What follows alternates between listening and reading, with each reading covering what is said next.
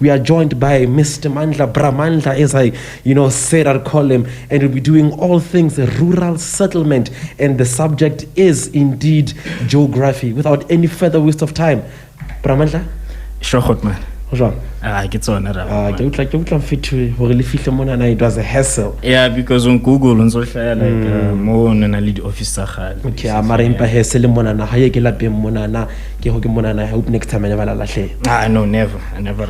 Geography, rural settlements, grade 12 learners are listening to you right now. Pramandla, over to you. All right, thank you very much. All right, guys, without wasting any time, so basically the plan today, I thought Neretlobana the entire hour, so I was going to split it into the 20 minutes. It's A3. The first 20 minutes, through rural settlements, and then another 20 minutes, like a question paper I prepared. In our WhatsApp group, so hopefully, we romela in your different WhatsApp groups. If I told the question paper, or rather the question paper, the question paper 2016 November. So without wasting any time, the rural settlements. But before the rural settlements, we need to first understand as to Harubaga settlement, Now, Harubaga is settlement, basically a settlement in its most simplest definition. It's where people stay. Now, obviously, where people stay, land is used for a wide variety of purposes. You have land which is used for residential purposes, which is used for commercial purposes. But I won't delve into much detail of settlement because I'm assuming the rural settlements, it means the settlement, the concept of settlement. Now, for today's lesson, we'll focus on the main factors that influence where you find a rural settlement. Now, the factors that influence the location in where you find a rural settlement. Now, before we get into those actual factors, let me understand these two very important concepts. The first one is site. Now, Harubaga site, it's the exact location more utlofmanang a settlement. Kamanzomang site, it's the actual geographical area where a settlement is located. Now, when you speak Harubaga situation, it would be the relationship between the settlement and the surrounding environment. Kamanzomang Harubaga situation, okay, it's Fierenigen. Where is it located in relation to its natural environment? It would be it's located next to the Val River, amongst many other descriptions that you could use how to describe the situation. Fierenigen. All right. Now, we have two types of settlements, a rural settlement and an urban settlement. Like I had already indicated, today we focus on rural settlements. Now, I also indicated a settlement in its purest, in its most simple definition, it's a place where people stay. Now, however, these settlements come among these places where people stay. For example, I was born in the Eastern Cape, go Alice. Now, Alice is a very rural area. It's very rural as compared to Johannesburg, for example. Now, what I'm trying to say, I'm sure when I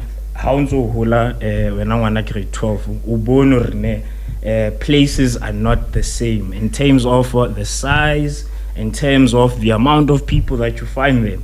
Thus, we're able to classify them into rural and urban settlements. So we say rural settlements, key settlements where we find the main economic function happening in this settlement, and it's usually an economic activity that revolves around the primary economic sector. Kamanzomang, kidi settlements mona, where people basically, in order for them to survive, they rely on primary economic activities. They rely on economic activities such as farming, forestry, and so forth. Now, what are these factors that influence you where you find a rural settlement? Now, the first factor is water. The second is your relief gradient. Gradient, remember, the steepness or gentleness of a slope. And then it would be the soil or the underlying rock structure. It would be the climate. It would be the availability of resources. Remember, resources, these are things that are useful to human beings. And then lastly, transport. Now, the first one on the list, it's water. Now, we all know that water is very important to sustain life. People cannot live without water. We use water for a wide variety of reasons. So therefore, rural settlements would be found where you have a source of water, where you have a river, where you have underground water, where you have a dam, or whatever the case is. It's simple common sense, Vanavak. People would rather stay in areas where you have a source of water. That's why we don't have settlements in desert areas. You understand? Now, remember, a rural settlement, this is a settlement that is unifunctional. Now, the term unifunctional, the word uni simply means one, like uniform. Uniform ya skolo salona, that's why. Universal, we live in one universe. Let's unite. You see, uni means one. You understand? So it's uniform. So sorry, it's unifunctional. It means that the main economic activity that prevails in rural settlement, it's one economic activity. And that is mainly an economic activity that falls under the primary economic sector. Now, if we don't remember activities that fall under the primary economic sector, it's farming, fishing, and forestry. Now, if you look at all these three economic activities, one thing that they have in common is that they largely depend on water to survive. You understand? So therefore, rural settlements will be found where you have water. Oh, okay. Now, underwater, we also need to, within water, we also need to classify this factor further. Now, we have two types of settlements that are largely influenced by the availability of water. One is a wet point settlement. The second one is what we call a dry point settlement. Now, the difference between these two settlements is this. A wet point settlement is found in an area where water is scarce. So water is scarce in a wet point area. Therefore, people will choose to locate close to the source of water. In other words, a wet point settlement is a settlement that's found close to the source of water because water is scarce. So people choose to locate close to the source of water. Now, in a dry point settlement, it's the total opposite. In a dry point settlement, water is available. In fact, water is so abundant in this settlement to such a point where it's regarded as a threat. So therefore, people will choose to locate away from the sources of water because they pose a threat to their livelihood. In other words, in areas where we receive high amounts of rainfall, there are high chances of floods. So therefore, people will choose to locate, to settle away from the sources of water, such as rivers and so forth, because they pose a threat to their livelihoods and properties. Now, the second factor which influences the location of rural settlement is gradient relief. Now, it's basic common sense, Banawaka. It's very difficult to build a settlement in a mountainous region. So therefore, settlements, rural settlements are mainly found where the land is flat or next to a river crossing, which basically makes the settlement much more accessible. So we don't find rural settlements in mountainous areas. We mainly find rural settlements where you have flat land, where the gradient is much more gentle. Okay, Now, the soil type or the underlying rock structure also influences where you find raw settlements, in the sense that most raw settlements will be found where you have fertile soil. We don't find settlements in desert areas because we don't have enough rainfall. So therefore, that also means that the soil structure is also infertile because there aren't heavy amounts of precipitation. So we'll find raw settlements where you have fertile soil. Because remember, in a raw settlement, the main economic activity is it's centered around the primary economic activities. So the soil is very key to primary economic activities such as farming, because you can only farm or practice farming where you have fertile soil. Now, the climate also influences the location of raw settlements, in the sense that we are in South Africa, and we learned when we looked at valley climates that in SA, due to the geographic nature of the country, the north-facing slopes are much more warmer than the south-facing slopes. As a result, in South Africa, most raw settlements would be located on the north-facing slopes, because the north-facing slopes receive more sun, so therefore there's high amounts of evaporation, thus high amounts of rainfall on the north-facing slopes. Now, resources also play a huge part in the location where you'd find a raw settlement, in the sense that you'd find raw settlements where you have resources such as minerals, for examples. If you've ever been to Kronstadt, there are many raw settlements that have chose that specific site. Remember, site it's the exact location where you find a settlement. So site due to the fact that it needed minerals. I know there's a TPS mine. So resources also influence the location of raw settlements. Raw settlements will be found in locations where you have resources. Because remember, resources, we learned about it in grade 11, in its most purest form, a resource is something that is useful to a human being. So it only makes sense that you'd find where human beings stay close to where you have resources. Now, the last factor in my list, it would be accessibility or transport.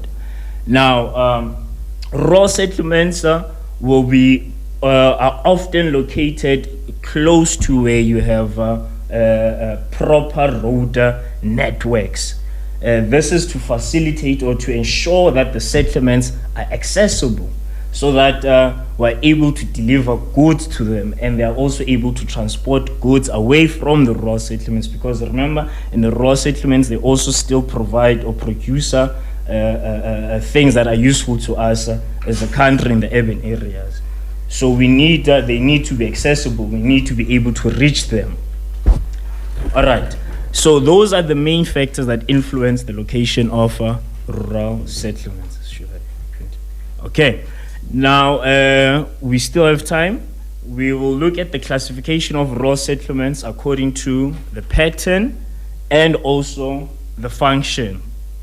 Now remember, Banavaga Kitse, all raw settlements are unifunctional, meaning the main economic activity in raw settlements is one fair.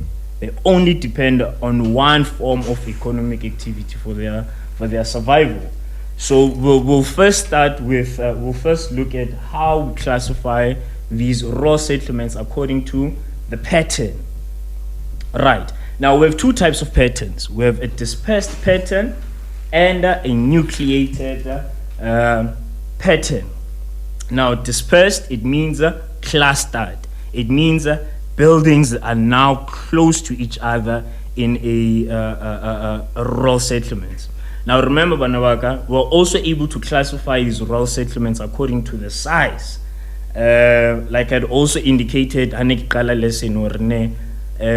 assuming how you do rural settlements. It means necessarily settlement as a concept in itself. Nonetheless, ke tla touch hanyane fela. So, hape, how di sheba di rural settlements tsa how they are not the same with regards to the size. For example, ke tla etsa mohlala ka Fredefort, which is a rural area, le Bokopiskral, for example, those of you in the Pengstaval River, I'm sure litla ditsebo. But if you've ever looked at rural settlements, I'm sure you've seen even in their sizes. So therefore, how do we classify according to their sizes? Renali 3 types of rural settlements. How do we classify according to the size? All right. Now, how do we classify according to the size? The smallest one, it's an isolated farmstead. Now, the term itself, Leona, it's self-explanatory. Now, what do I mean by that? It's an isolated. It means this is a farmstead emitting katuku. That's the smallest type of settlement, right? Then the second one, it will be a hamlet. Now, a hamlet, mona, it's a grouping yadi farm. Come on, Tomang. The isolated, think of it as the isolated farmsteads, kopaning in one geographical area. That's a hamlet. And then the largest one, type rural settlement, it would be a village. Are we together? Now, when you look at the classifier, the rural settlements, then according to the pattern and also the function, we have 2 types of patterns: a dispersed pattern and an isolated pattern. A dispersed pattern and a clustered or nucleated pattern. So in a dispersed pattern, a dispersed pattern mani who an isolated rural settlement or an isolated farm statement to say. So come on, in isolated farming state, it's just one house and then there's a huge farm around the house. So when you look at the buildings, they are isolated. I'm not sure whether that's the correct way of explaining it, but they are isolated. Buildings are far apart from each other. However, as you move up the hierarchy, the settlements, as you move from an isolated farmstead to a hamlet to a village, the pattern also changes, in the sense that how fit a money in a village. Now, in a village, pattern is what? Pattern it's nucleated, meaning we have more people, we have more houses, we literally have more buildings. So therefore, that reduces the amount of space within a village, thus buildings will be close to one another. Nonetheless, that was just me clarifying that part. Now, let's look at how a dispersed farming forms, or rather the factors that contribute to a rural settlement displaying a dispersed pattern. Now, you would normally find a dispersed pattern where you have many water sources. So in an area where you have many water sources, there is no need for farmers. There is no need for farmers within rural settlements to locate in one central area, because there is enough space and there is enough water to go around for everyone. Thus, farmers, the pattern becomes dispersed. Thus, buildings are far apart from each other because there's enough water. So there's no reason now why and nucleated in one water source, whereas there is enough water for everyone. So that's the first reason why we see a dispersed farming pattern, where you have enough water sources, or where you have many water sources. You have a dam, there's another river, so therefore the farms dispersed. Now the second reason, it's because the land is flat. Now where you have a flat land, the implication occurring, the land is flat, thus farmers can have large farms. So where you have large farms, Angiri, it would be one building and then it's just a huge farm. So therefore, the next farmer would be a couple of kilometers away from another farm. So when you look at the pattern here, these buildings, you'd see they are far apart from each other. Thus, we say they are dispersed. So that's where you have a flat land. Now, another reason, it's basically where you would have a mountainous area. Ne? Now,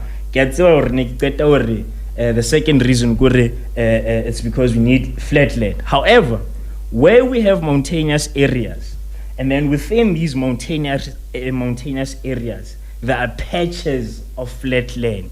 But in between these mountainous regions, there's where you have flat land, right? So therefore, this would display a dispersed farming pattern because each farmer would be located on the patch of land.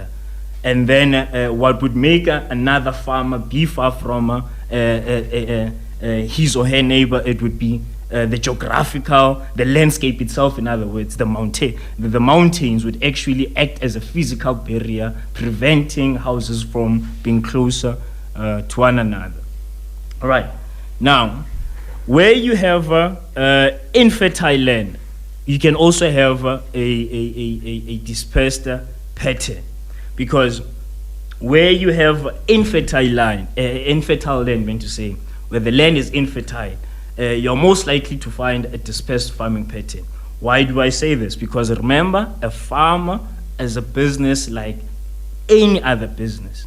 Now, the core principle of any business is to make a profit. In other words, in business, more stock leads to more profits. Now, in the context of a farm, it means your stock is your actual crops. It's your actual yields. The more yield you have, the more profit. Thus, in order for you to increase your profit, you need as much land as possible. Thus, where the land is infertile, we tend to see larger farms, because now farmers want to occupy as much space as possible. Thus, buildings being far apart from each other. That's another reason. Now, you can imagine staying in a farm that's isolated. There's definitely safety issues, right? So in a dispersed, what also leads to a dispersed farming issues is if the actual site and the situation of the settlement, safety is not an issue. So where safety is not an issue, we can have a dispersed farming pattern, because you don't need neighbors to protect you in times of danger or whatever the case is. So where safety is not an issue, we tend to see larger farms. Thus, the settlement pattern becomes dispersed. So that's another reason. Sorry. Now, another reason, it's mainly due to our traditional practices. Now, I am Xhosa, and as a Nguni speaking person rather, within our tradition, it was their tradition, in fact, till date, to have large pieces of land. So because of cultural beliefs, we still see rural settlements which display a dispersed settlement pattern, because they're still upholding their cultural and traditional beliefs. Now, another reason that contributes to a dispersed farming pattern is the type of farming that occurs in the rural settlement. Now, what do I mean, the type of farming? Now, we have many different types of farmers. Now, in a nutshell, I think we'll discuss that in later units or chapters. But in a nutshell, we have subsistence farmers and we have commercial farmers. Commercial farmers, we also refer to them as large-scale farmers. And then subsistence farmers, we also refer to them as small-scale farmers. Now, commercial farmers, these are people that farm for profit. The main aim is to make profit.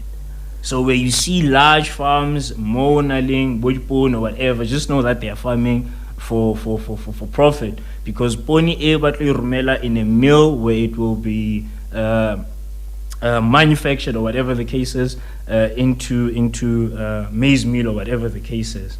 So the type of farming also influences the settlement pattern that we see in rural settlements. Where we have commercial farmers, remember, the main aim of a business is to make profit. So if you are farming to make profit, you definitely need large amounts of land. Thus, the settlement pattern becomes dispersed, because now much of the land is used for farming. It's not used for, for the purpose of building shelter, whatever the case is.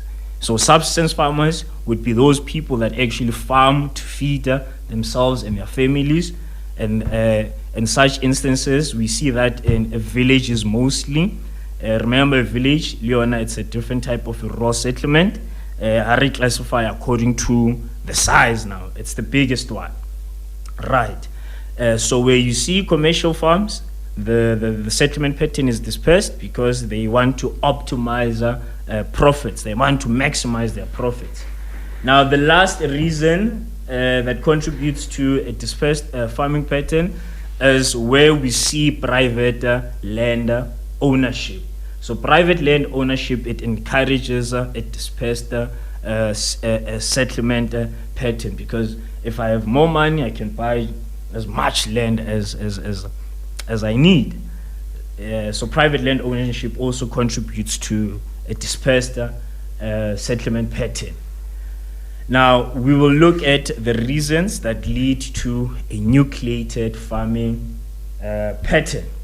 Remember, in a nucleated farming pattern, number one, here buildings are close to one another. They are clustered. They are close to each other.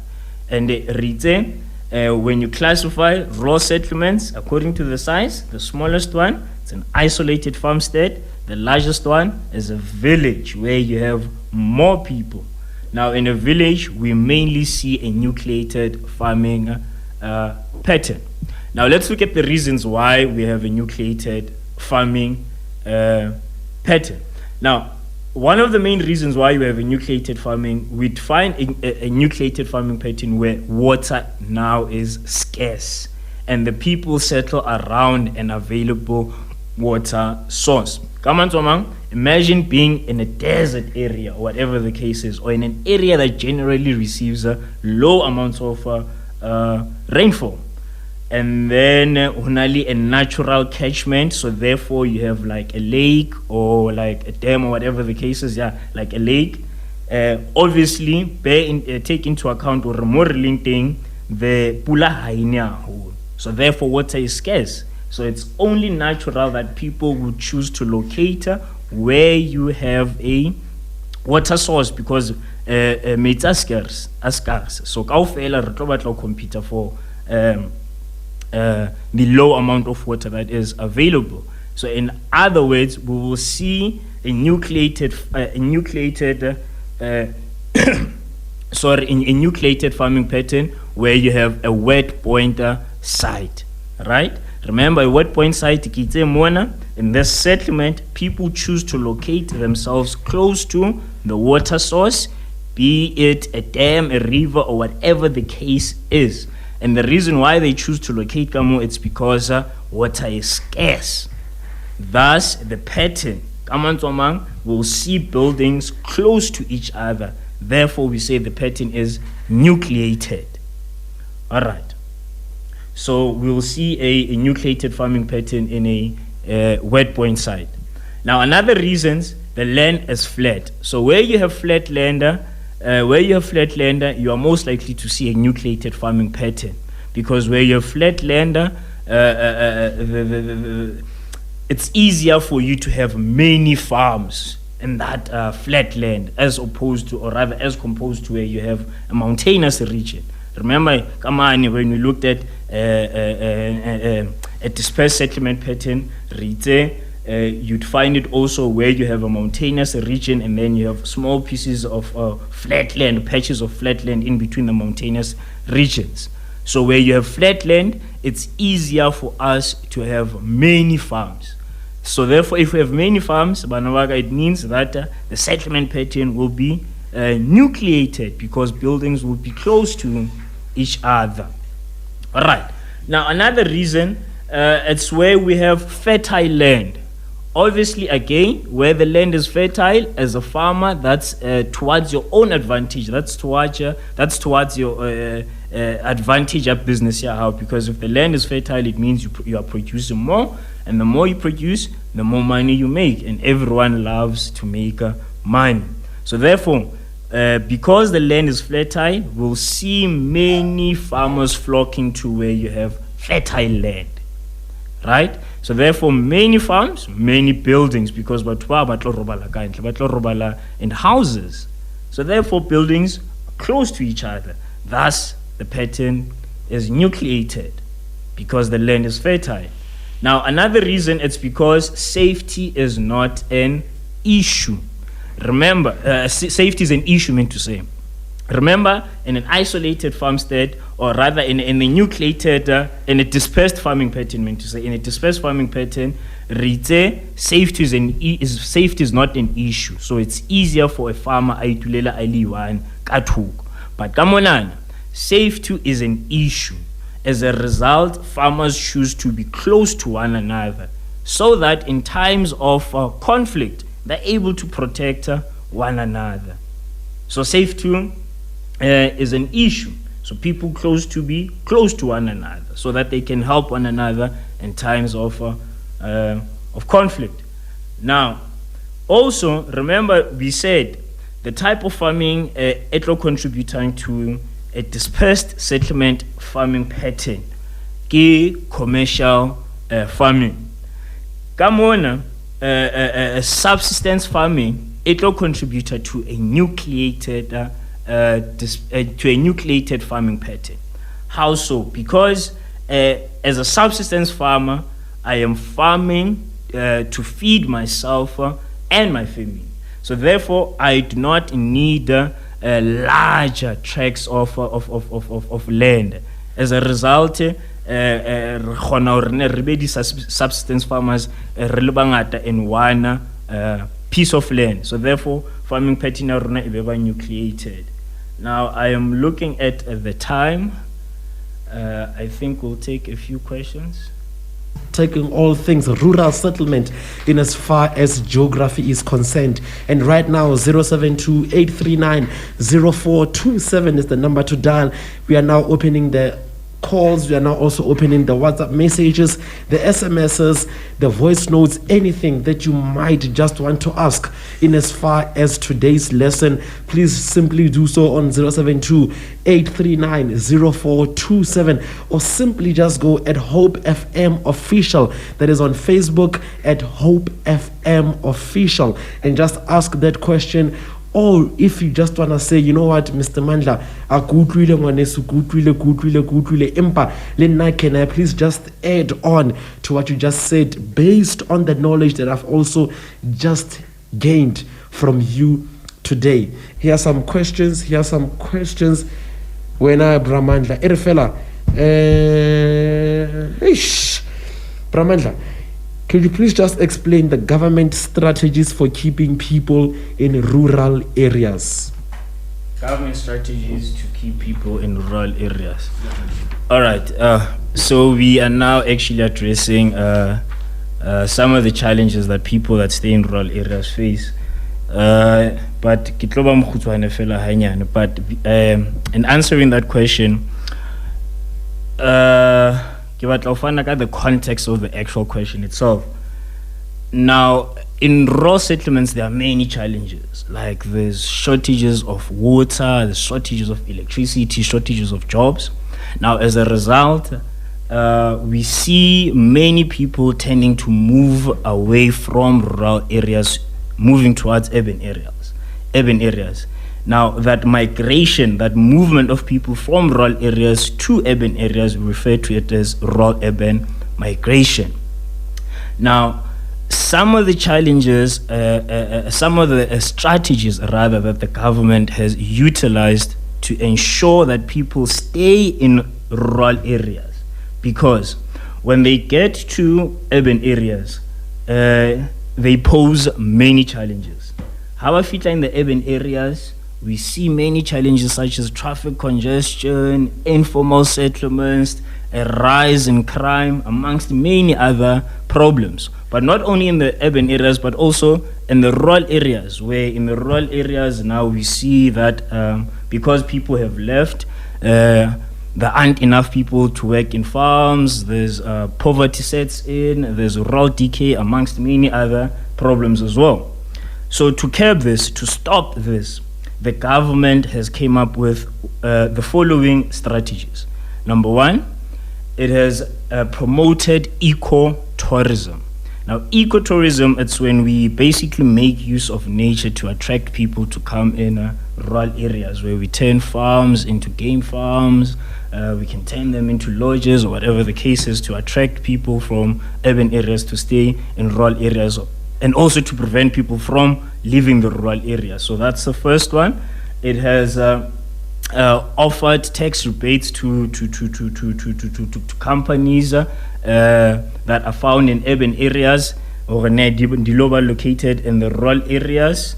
They offer them tax rebates in the hope that people would move from the urban areas by in the rural areas, because now the firms would have moved from the urban areas to the rural areas. Now, it has also, for example, it has promoted ecotourism, where it changes farms into game farms, whatever the case is. It offers tax rebates. What else has it done, the government? It has established spatial development initiatives, again, as an attempt to attract businesses in urban areas to move to rural areas, so that will prevent the influx. It has done many things, actually. It has created jobs in the rural areas. They've created jobs in rural areas. They have turned certain houses within rural areas into old age homes. They are trying to build facilities, health facilities such as clinics, schools, amongst many other facilities that are needed by people. So basically, those are some of the strategies that the government has employed. And then the last question, just a minute when Mandla left of our time, rather. What are the disadvantages of the nucleated pattern? The disadvantages of a nucleated pattern is that there's not enough space. In most cases where you have a nucleated pattern, you have communal land ownership, so farmers have to share profits. In a nucleated, and also because it's communal land ownership, it means that farmers are unable to make their own decisions, which often leads to complacency and laziness. Also, some of the disadvantages is that the farmers might need to share the profits. They might also need to share the equipment, and we all know what equipment is sharing. It quickly gets degraded, or it gets ruined easily. So those are some of the advantages. Not enough space. Usually where you have many people, you'd have a tendency of social ills, like such as crime and many other ill things to our society.